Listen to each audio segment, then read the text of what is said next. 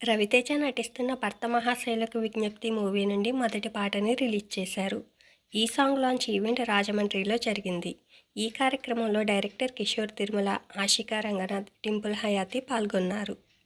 గోపీచంద్ మలినేని దర్శకత్వంలో బాలకృష్ణ నటిస్తున్న కొత్త మూవీ 'పూజ' కార్యక్రమాలతో ప్రారంభం అయింది. ఈ కార్యక్రమానికి ముఖ్య అతిథులుగా బోయపాటి శ్రీను, బుచ్చిబాబు హాజరయ్యారు. శర్వానంద్ నటిస్తున్న కొత్త మూవీ 'బైకర్'. డిసెంబర్ 6న రిలీజ్ అవ్వాల్సిన ఈ మూవీ వాయిదా పడింది. నవీన్ పోలిశెట్టి 'అనగనగా ఒక రాజు' మూవీ నుంచి భీమవరం బాల్మ వీడియో సాంగ్ రిలీజ్ అయింది. ఈ మూవీలో హీరోయిన్గా మీనాక్షి చౌదరి నటిస్తోంది. అజయ్ భూపతి డైరెక్ట్ చేస్తున్న నెక్స్ట్ మూవీకి 'శ్రీనివాస మంగాపురం' అనే టైటిల్ని ఫిక్స్ చేశారు. దీనికి సంబంధించిన పోస్టర్ని రిలీజ్ చేశారు.